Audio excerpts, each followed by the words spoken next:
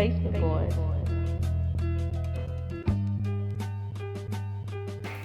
Welcome to the basement. Oh yeah.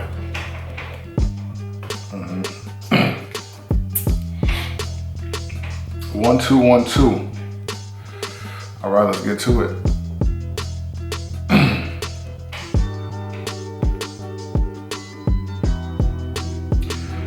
All right.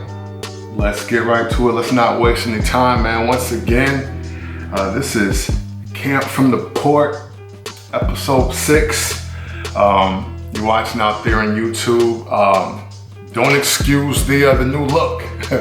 And I was hoping to explain the look with the very first episode of this look, but to be honest, I got something that's so far in the front of my mind, I can't even talk to you about what I originally wanted to talk about first to usher this all in, but we're definitely going to get to it. Please bear with me. I want to start this off because I'm supposed to start this off every time by saying shout to the people that are 815 and 815 and just support and love and appreciate the 815. You know what I'm saying? So first I want to give a shout out to the Basement Boys out there in Rockford, Illinois. Y'all know that's 815 all day. They provided the track that you hear at the beginning of this.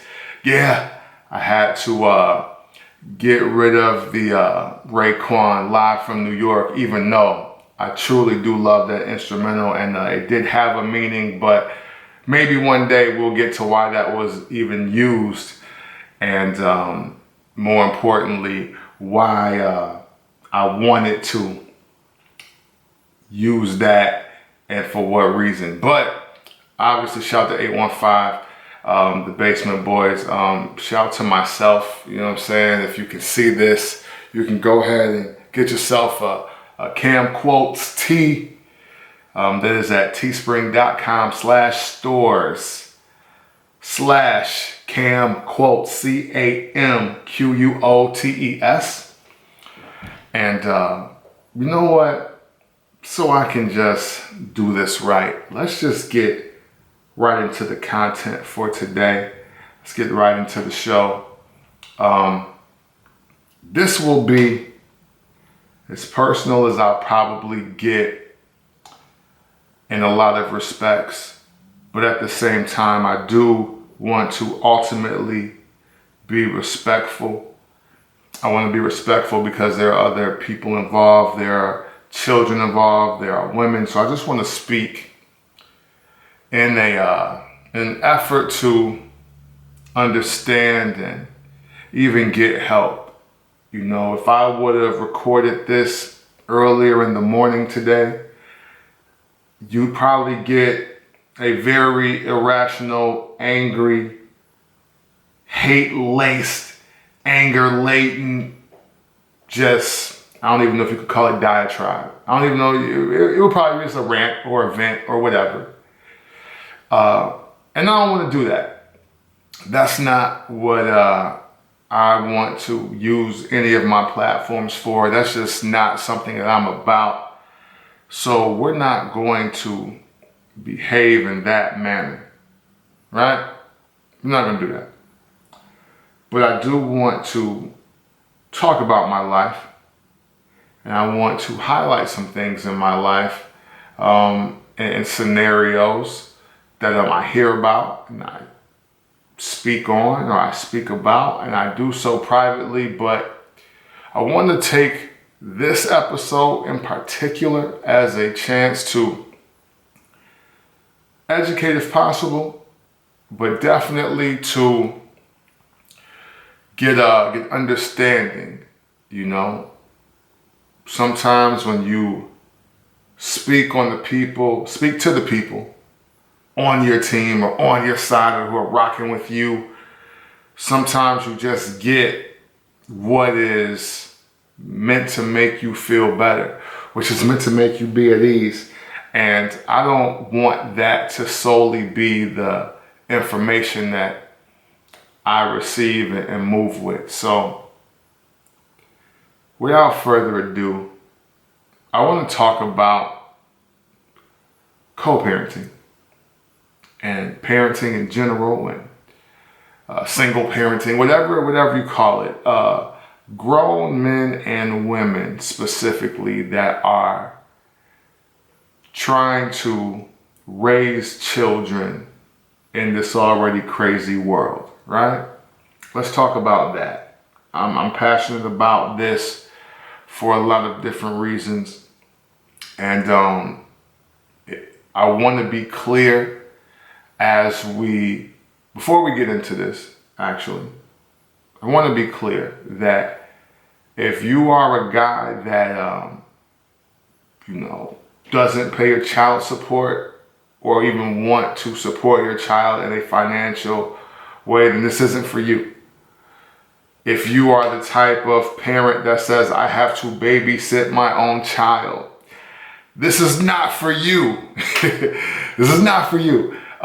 If you have maybe been deceiving or lying, you've created a narrative that is not there for your children to be a part of, then yeah, again, man, this just isn't for you. So please just remove yourself from this. As far as speaking out, you feel free to listen, but please don't interject, because what I'm going through and what many men in America are going through and other women are going through and what you're doing is not quite the same. And we'll talk about that. All right? Now, with that being said, I want to say some things that I believe are just fact. Fact in American history, fact as being a black male, because I am a black male. I have a black family. I love black people, so I talk black. That's what I do. I'm not here to say that this won't hold true for the Latin Americans, the Native Americans, the white Americans. I'm not saying that it's not true for them, but I'm saying what is true for people like me, people that look just like me, and that is the only stance that I will take. So if you don't identify, you haven't been a black man in America in the court system, the judicial system, or anything like that. So, if you can tailor this to your experience, then great.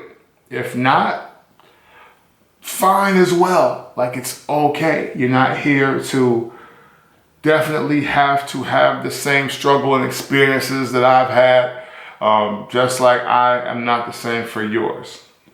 But what I want to do is say this. The black American male does not belong in the court system. The black American male is a target to the legal system.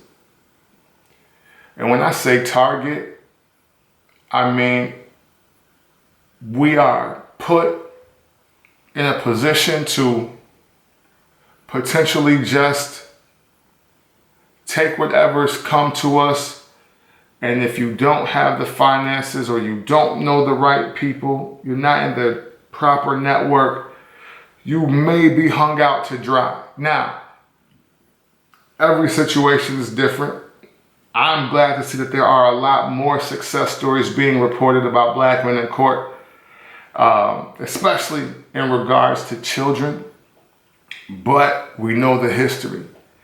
We know the history, and there's always, three sides to history, right?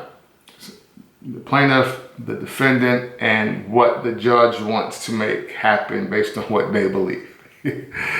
So, saying all of that,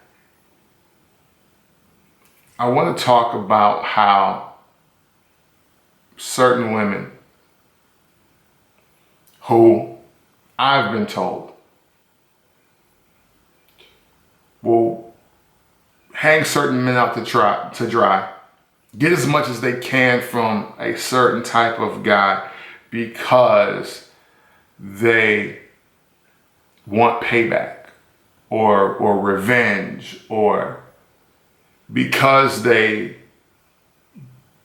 are upset you moved on or the situation deteriorated in some fashion that was not to their liking. I want to talk about those because I do feel that I am a victim of that. I think I'm a victim of that. To take several bullets of the chambers while telling a story at the same time, I know this guy, all right?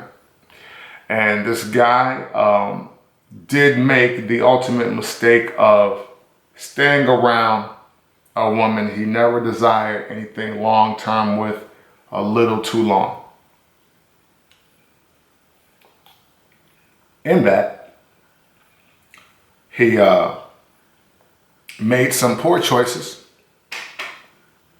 and behaved recklessly, and the quote consequence was a child that he was prepared to take on no matter what the situation. He was intent on being there for the child because it became bigger than him. It became bigger than her. It became about raising a child because, and I know this to be true from the conversations that I've had with this gentleman, he just didn't have the heart to insinuate, offer, pay for, or threaten an abortion. Now,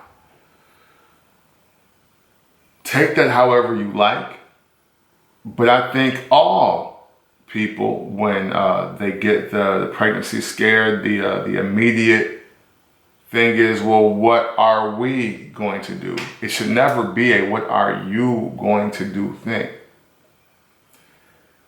And deciding to, keep a child versus terminating it is, I know they say it's the woman's body and it should predominantly be the woman's choice, but I do think it is a tad unfair for it to not even be conversed amongst the two people, though. Just the two people. I don't believe in adding friends and even certain family members into a decision that life-changing. Because no matter what, whether you decide to have a child or not, you don't want to be in a position where you and the other person that helped create the life are not at least speaking and being on the same terms, being respectful, being in a way that is positive to whatever outcome you choose. Okay?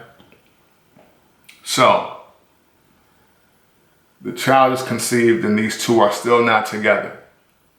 Okay? Things I think are normal for the most part. You would say for them, and maybe one day we'll go into detail about that, and as we drum up other topics as this show goes on. But all of a sudden, the way that the man was handling the dynamic between himself and the woman wasn't good enough anymore.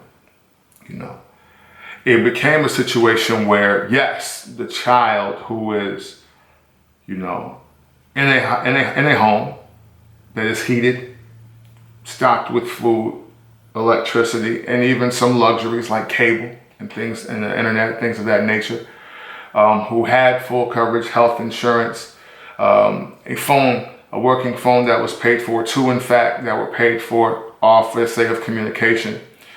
All of a sudden that was not good enough. And it became an instance of man wanting to move on. Woman does not like that.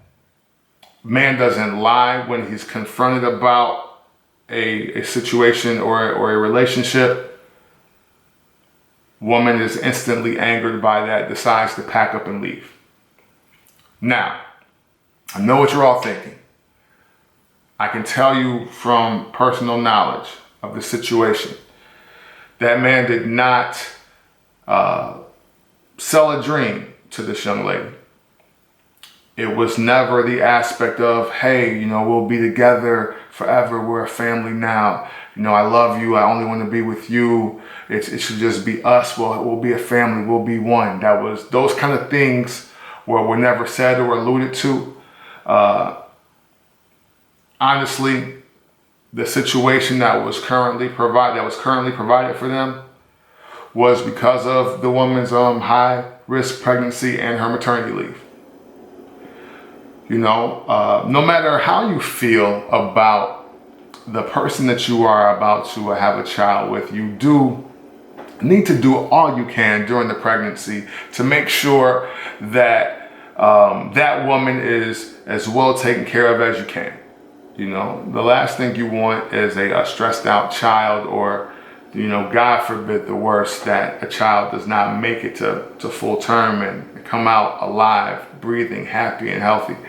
And I imagine that something like that would be unbelievable on the conscience of any man, any person.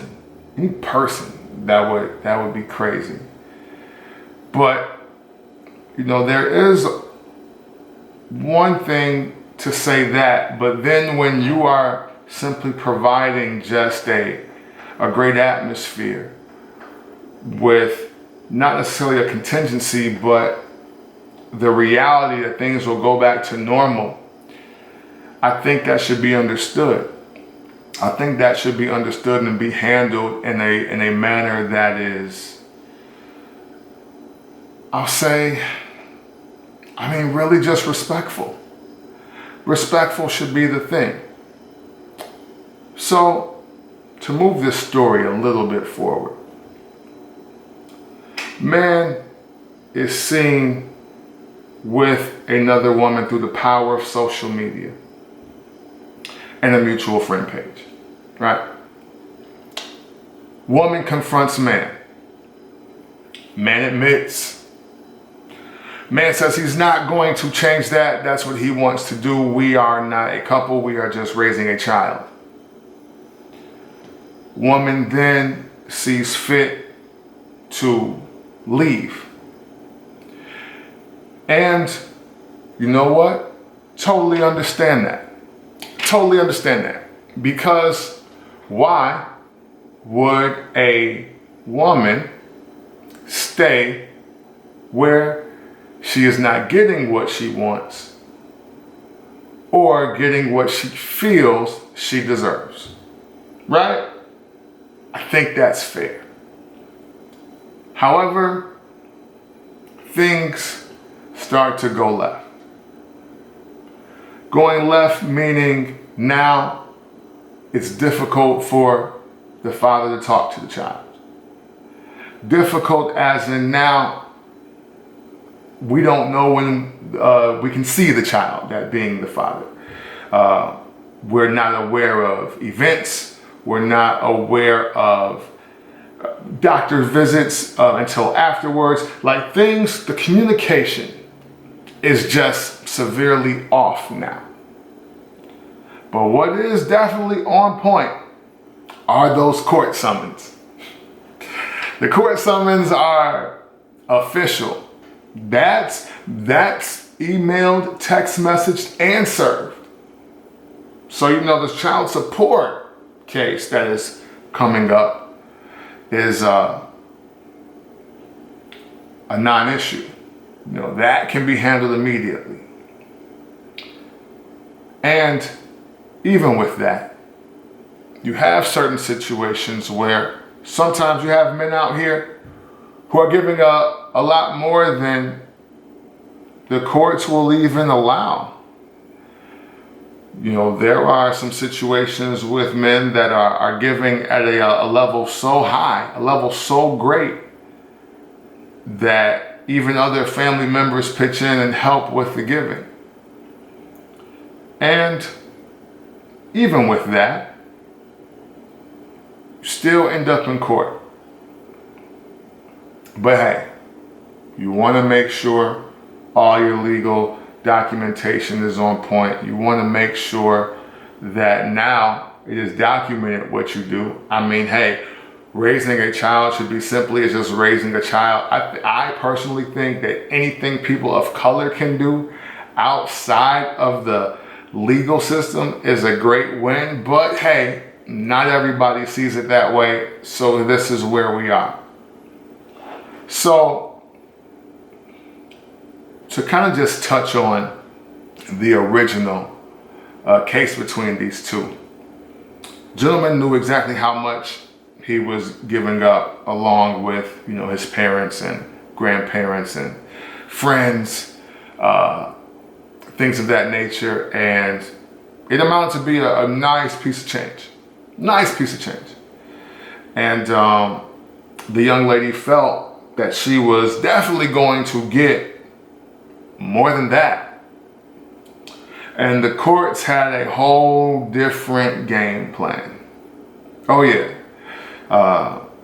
And it also helped that the gentleman presented some information about how his credit got jacked up in the process. You know, some maxed out cards and some bills that never made it to his home. It got sent to their new home, and some bills that were never paid, and things of that nature, and some agreements that are now apparently null and void, and now and certain obligations that he took on without the courts of some things that he was willing to pay for, got that number dropped down significantly, much to the disappointment of the young lady. But hey, that is life, you know. And I don't know if any of you are aware of this, but courts nowadays, you don't do your child support and your visitation in the same case at the same time. So obviously, you know, child support happens lickety split, as the old cartoons would say. That happens, no problem, no issue, is being paid. It's no big deal. Visitation though. Visitation is a different ball game. This gentleman filled out the visitation paperwork in the proper county, because he had to, you know, travel out of state just to do that, and listed nothing more than certain days, weekends, and holidays that he would like to spend with his child and his side of the family. I mean, hey, if we're in a situation where we got to get court documentation over money and how it's spent, then why not get documentation about where the child can be and what days? And the gentleman, understanding that he lived in a different state, he didn't expect a lot of time. He just wanted fairness. He wanted fairness. He wanted the fairness of meeting halfway every other weekend, meeting for alternate holidays. That means Christmas or Thanksgiving and vice versa. He wanted the child on his birthday, and, you know, agreed that he would come to a mutual agreement on the child's birthday. And other than that, it was really no big deal. He didn't even ask for the summer breaks, because the child actually had not even made it to first grade yet, so that really wasn't an issue. That, my friends, caused one heck of a stir. Because what happened there is, when the summons was sent to the lady, she got a lawyer, and then that lawyer painted the father as being negligent and possibly an endangerment to the child, because he didn't know the address of her daycare center, in which he had picked her up and dropped her off numerous times before. He just didn't know the address. but they live down the street from it, so it's not like they go far for it. And it was all spearheaded by the woman saying in court, and I quote, when I say this, "He's trying to take my baby from me." Ladies and gentlemen, I don't understand how wanting to see a child 2 weekends and a handful of holidays out of the year is taking the child from another parent, but that is the story. That is the story, and the lawyer as well as the judge ran with that. All of a sudden, this gentleman who, drove hours to take care of the child as the mother worked because the child was sick. The gentleman that made day trips, 5-hour day trips, just to spend the day with the child and just to have a few moments, even if it was going to one of her favorite little restaurants. A gentleman who is up to date on his child support, because we all love to talk about how and why child support is or not being paid. Things like phone bill paid, full coverage insurance for the child on his dime paid. And yet he's not even allowed the respect of conversing about how they're going to divvy up time. Time that can't be given back. Time that will forever be missed because this woman thinks that that man is trying to take her baby from her when really all he wants to do is be included. Years have gone by and the situation is not that much better. In fact, there are times where you can tell that the court orders and the systems are just an obvious play. And when I say that, I mean simply this. The judge ruled, because of the lawyer and the woman's, gripes and complaints, that the man can only see the child 6 or 8 hours, something like that, every third Saturday. And he's allowed a couple hours that same weekend on Sunday. And that's depending on if he wants to go to church with them or not. He's allowed no other time. So literally, you now have a situation where, let's say a scenario like this happens. Let's say it's the first weekend of a month or the second weekend of a month. And they, being the child and the mother, are in the same city or the same state as the male, the father. And now, if he would like to see the child and the child would like to see the father, the mother is now in control of that time. Let's say she gives them 4 hours. And let's say that the father lives an hour away from where she's positioned herself to be. They're not going to meet halfway. It's not going to be, I'll pick her up if you drop her off, or vice versa. It's not going to be a situation where compromise and just initiative to communicate the best way to do this will happen. No, it's not, because, technically the court order says he shouldn't even be there, because that's what the court order says. Like, he's not allowed to be there. And God forbid he were to say or do anything to her disliking, because, I'm just assuming she could call the police, have him arrested, and maybe charged with something like kidnapping. I don't know. But, legal documents seem to go a long way, especially when you have a woman filing a complaint against a man in general, but definitely a black man, especially in this climate.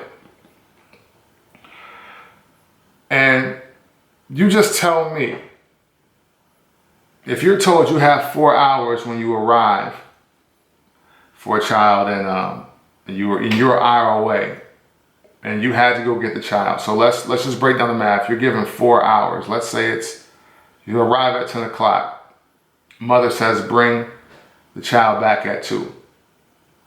So 10 to 11, you're going to spend either going back home to hang out with your child. So that's 11 to 12, 12 to 1. And then, by 1, if not earlier, you better get back because you got to drop the child back off at 2. So essentially, with her graciousness of giving the man 4 hours, counting travel time and the actual activity, maybe the man ends up with an hour and a half. They spend more time in the car talking than they actually spend time communicating and building rapport and building a relationship with each other. Now, I don't know how many people feel about that, but I personally think that sucks. I think that's super trash. Why would you do this to a man who wants to take care of a child, even if he doesn't want to be with you? Why is that a thing? Because the flip is, a lot of men that want nothing to do with the children are having women pull up and drop their kids off. They're in situations where they're begging, they're pleading, they're crying, never running the courts, but they're asking, they're talking to the mother, they're talking to the grandmother, they're talking to brothers, cousins, anybody that will listen. Why Ronnie don't want to see little Ronnie? And they're staying elusive, staying out the way, not handling any sort of responsibility or whatever. But then we have other men that are doing what is definitely needed and still not even getting what I'll call the respect of spending time with the child. Now, I know what some of you are thinking, and you're probably wondering about the relationship. Oh, is he still doubling back? Is he still hitting that? Is he still, trying to dip in there, have his cake and eat it too? I can speak for a fact from talking to this brother when I tell you no, absolutely not. Matter of fact, he's on record for telling me that maybe the last time at the earliest was during her actual pregnancy. And we'll get into his, curiosity and and probably fetish level reasons for doing that at another time if it makes sense. But no, the man for the most part, and when I say the most part, I mean 99.9%, because there's always that inkling of maybe not. So, but other than that, he's a 99.9% not stringing the young lady along. He's not painting the optical illusion of them. So since he's not selling dreams, what does he do? How does he fight this? Let's say he can't afford a lawyer. Let's say that knowing the courts in a different state is just difficult to obtain when you don't live there. Every state has their own thing. And he's essentially going to be fighting a case in another state that he's never lived an hour in. How does he combat that? What is this man supposed to do to get what is rightfully owed to him, and that is time with his child? I would really like to know, because I have no answers for him. You know, we always try to say things like pray and be positive or one day it'll happen, but man, sometimes one day needs to be last week. Sometimes one day needs to be 2-3 years ago. Sometimes you don't have time to wait for time. So what does he do? I'm asking for him and with him, as well as with every other man that may experience these same type of deals. How are you able to get the time without getting the scrutiny, without getting the ridicule or the backlash of, but you don't want to be with me? It is, no matter how you slice it, the whole woman with child is a package deal. And if you are pursuing a woman with a child or children, you are absolutely right. That is exactly how it should be, because you are already in your stance as a woman with a single family home, and any man that is willing to pursue you with intentions of being with you should be willing to take that on. However, and this is going to be a double standard, if you guys want to call it that, I personally believe that if a man decides to not want to be with the woman but wants to do everything he can to take care of the child, that should be honored. That should be honored. There is no great reason or even a good reason why that you can tell me that would justify nah, all in or all out.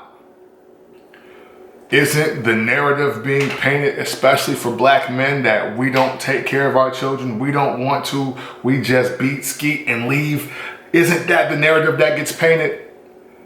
So now when we have black men that really want to help raise their children, they have to encounter hurdles, obstacles, and hoops, and not just the everyday life ones, the ones from the other parent. How is that okay? I would love answers to this. I am very passionate about this, and I didn't think this would go this long, but I want to table this right here, because I think the questions that I've just asked are the most important part. I can go on and share stories of men trying to be in their child's lives. We can do that. That can be 17 hours. It could be 24 hours, right? But let's get into the solutions business. Let's be about action. And not just for men, I mean women who maybe sympathize or empathize with this. How would you like this handled? You know, is it ever possible to honor a man's request to want the relationship with the child and not the woman? Who's able to handle that? I would love to know. I mean, hey man, it's only fair. Don't make a child motherless or fatherless if you don't have to. That's a great detriment to not only the child, but to society. And yeah, we can always, counter statistics. But why not give the best opportunity possible for the child to live, love, and grow? Right? Man, listen, I'm going to stop this right here. Let's see where this goes. Let's see what the conversation happens with an episode like this. And hey, man, thank you for tuning in to this new edition. It ain't really a new season. This is what we're doing now. This is Camp from the Port. And I do appreciate you guys listening to this episode. Hopefully you'll listen and watch this and the other ones 2 times if you need to. Answer the questions, stay engaged with me. I'm willing to speak at any time to all of you. And you know what? I'm gonna leave this episode with one of my infamous or famous quotes, however you wanna say it. And that is, life is a culmination of good and bad decisions you make. So please don't have unprotected sex with someone you hate. And I mean, hey, I'm trying to leave on somewhat of a positive note, even though that this is a very serious matter. Please don't misconstrue that moment with the real content that was all before it. I do thank all of you men and women for tuning in to this episode of Camp from the Port, and we will indeed see y'all next time.